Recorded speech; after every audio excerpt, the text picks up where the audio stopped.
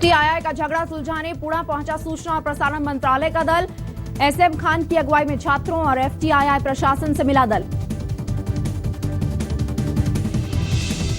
FTI निदेशक और registrar की सुरक्षा के लिए 4 टायर इंतजाम, तैनात किए गए बाउंसर्स, पार्किंग की हर गाड़ी की चेकिंग। संभाजी ब्रिगेड ने दिए एफटीआई छात्रों को समर्थन, कैंपस जाकर कार्यकर्ताओं ने दी छात्रों से मुलाकात। लोकगीतों के साथ आंदोलन को दी जा रही है चिंगारी, संस्थान के निदेशक से मिले पूर्व छात्र। मुंबई विश्वविद्यालय के छात्र भी एफटीआई के छात्रों के साथ सरकार से मामले को सुलझाने की मांग।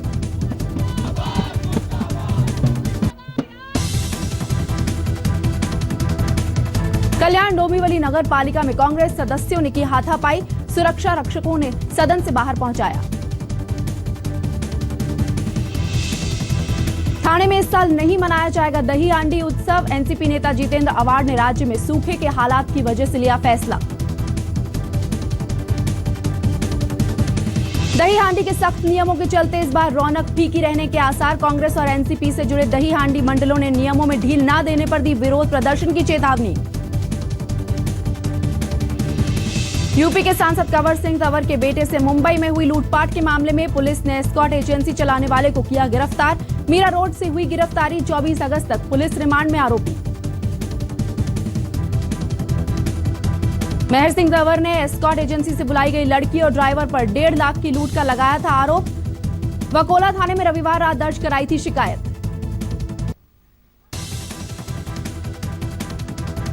अंधविश्वास और काले जादू के खिलाफ मुहिम चलाने वाले नरेंद्र दाभोलकर की हत्या के 2 साल पूरे, अब तक नहीं मिला कातिलों का सुराग। नरेंद्र दाभोलकर मामले में सीबीआई की मदद के लिए राज्य सरकार ने नियुक्त की 7 सदस्यीय टीम, 1 एसपी, 4 पुलिस इंस्पेक्टर और 2 पुलिस सब इंस्पेक्टर शामिल। फडणवीस ने ट्वीट कर दी जानकारी। प्याज के बढ़ते दाम से सरकार परेशान, राज्य में प्याज का थोक भाव 2 साल के उच्चतम स्तर पर पहुंचा। मंडी में 3900 रुपए प्रति क्विंटल तो खुदरा में 80 रुपए प्रति किलो बिक रहा है प्याज। कल ऑटो मिलने में हो सकती है परेशानी, 1 दिन की हड़ताल पर जा सकते हैं CNG pumps, petrol pump association की चेतावनी। कम बारिश के चलते स्विमिंग पूलों और व्यावसायिक संगठनों को कम पानी देने का बीएमसी स्टैंडिंग कमेटी को प्रस्ताव, फिलहाल नहीं लिया गया है कोई फैसला।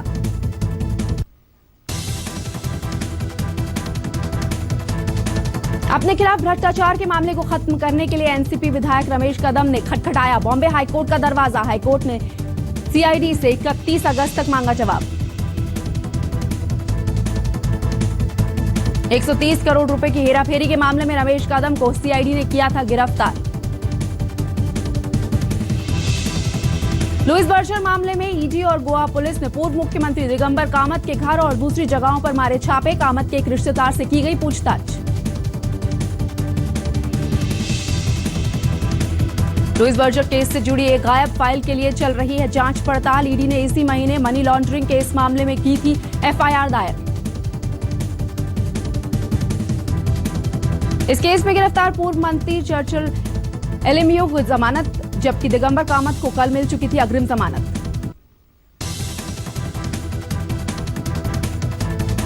अंतर्राष्ट्रीय बाजार की गिरावट का असर भारतीय बाजारों पर हावी। सेंसेक्स में 324 अंकों की गिरावट, 27,608 पर बंद। निफ्टी 122 अंक गिरकर 8,373 पर बंद। रुपए में आज 27 पैसे की गिरावट, $1 के मुकाबले 65 रुपए 54 पैसे पर बंद, 2 साल के न्यूनतम स्तर पर। नमस्कार, मैं हूं बीना नवीन, आप देख रहे हैं मुंबई मेट्रो। फटाफट खबरों के बाद अब खबरें विस्तार से।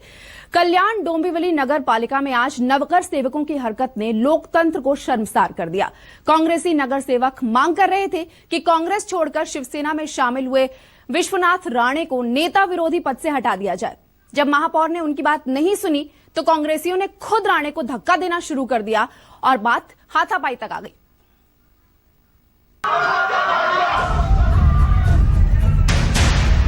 ये तस्वीरें हैं कल्याण डोंबिवली नगर पालिका की, जहां हाल ही में कांग्रेस से शिवसेना में शामिल हुए विश्वनाथ राणे के साथ कांग्रेसी नगर सेवक धक्का मुक्की और हाथापाई कर रहे हैं। मामला इतना बढ़ गया कि सदन में सुरक्षा रक्षकों ने आकर विश्वनाथ राणे को बचाया।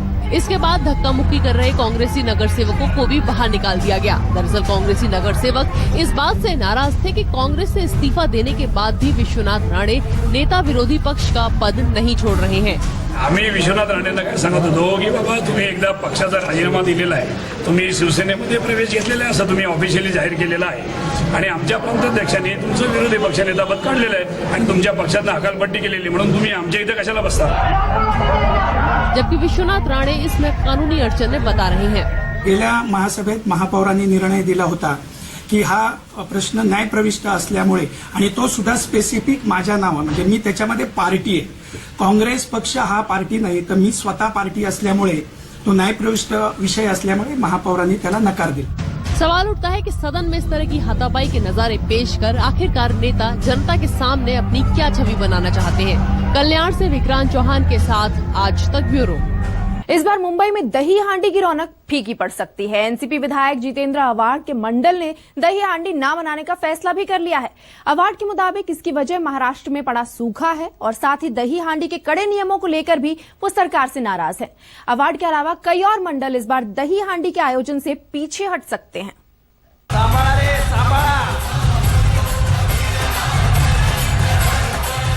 ठाणे में इस साल जितेंद्र अवार्ड की दही हांडी की रौनक नहीं होगी। अवार्ड ने इसके पीछे वजह महाराष्ट्र में पड़ा सूखा और राज्य सरकार की ओर से इस साल दही हांडी के त्योहार पर लगाए गए प्रतिबंध बताए हैं।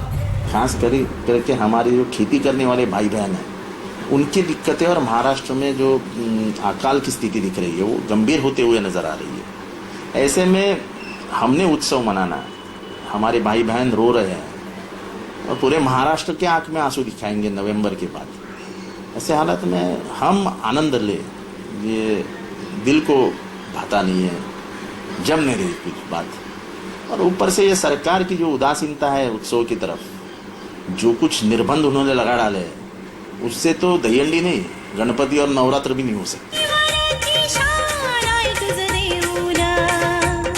वहीं ठाणे की दूसरी बड़ी दही हांडी के आयोजक और शिवसेना नेता प्रताप सरनायक खूब धूमधाम से दही हांडी मनाने की बात कह रहे हैं। उन्हें अवार्ड की बात में दम नजर नहीं आता। राज्य में बहुत बड़ी दुष्काल की परिस्थिति पिछले साल थी। बहुत हमारे शेतकरी जो है वो आत्महत्या कर रहे थे, मगर पिछले साल उन्होंने स्पेन का पदक लेके आया, करोड़ों रुपए उनके लिए खर्चा किया, लाखों रुपए का इनाम की राशि रखी, तब उनको महाराष्ट्र के एक दुखी शेतकरी की याद नहीं आई।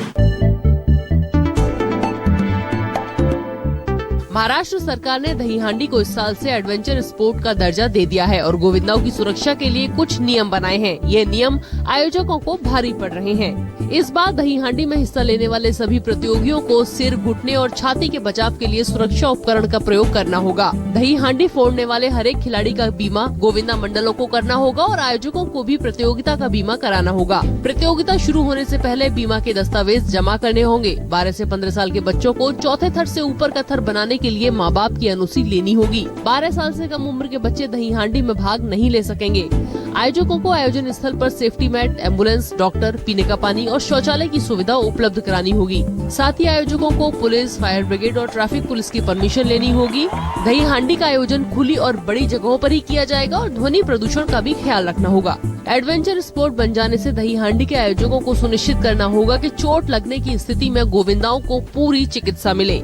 कयास लग रहे हैं कि इन नियमों के चलते काफी आयोजक दही हांडी के त्योहार से पीछे हट सकते हैं। कांग्रेस और एनसीपी से जुड़े दही हांडी मंडलों के आयोजकों का कहना है कि सरकार नियमों में ढील दे, वरना वो सड़क पर उतरकर विरोध प्रदर्शन करेंगे। ठाणे से विक्रांत चौहान के साथ आज तक ब्यूरो।